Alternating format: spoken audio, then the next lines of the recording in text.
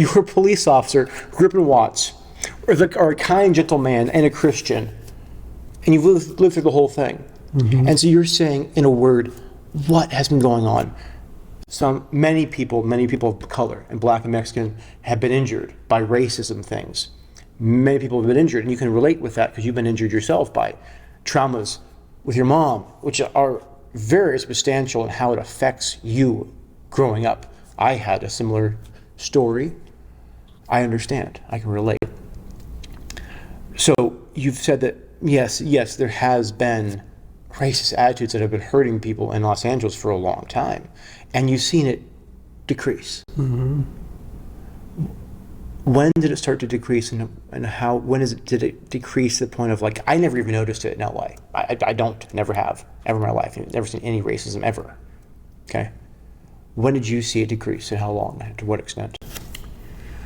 Well, there was conversation that occurred among officers, and people who have strong biases or racist attitudes don't seem able to keep it completely secret all the time.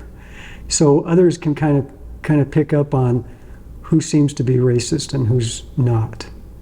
And it was my perspective that over time, and I don't know all the reasons for it, it has consistently decreased. And I think, it could be in the educational system, drawing awareness to it, emphasizing the importance of being sensitive to others and accepting and understanding where they're coming from.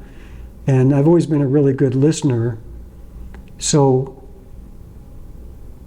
I kind of really connect hearts with people when they share their heart, honestly, with me, regardless of what their background is or where they're coming from.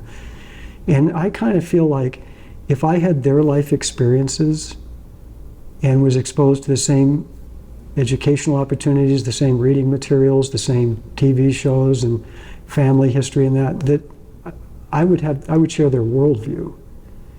And the reason that I have a different worldview is because I have different life experiences and exposure to different educational opportunities.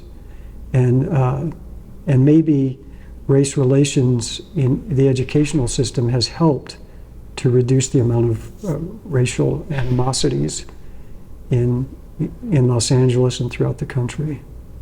What do you think, all your amazing experiences, what would you say has been going on in the last 4 years, 2 years? Well, what has driven the madness? How much is media? How much erupted out of the social consciousness? Right, so the media always plays a really huge role, and I used to look at it primarily as the media has to sell newspapers, they have to sell TV and radio and now internet. So they need to make money, so they try to sensationalize and make things a lot bigger than they are in reality to get people worked up emotionally.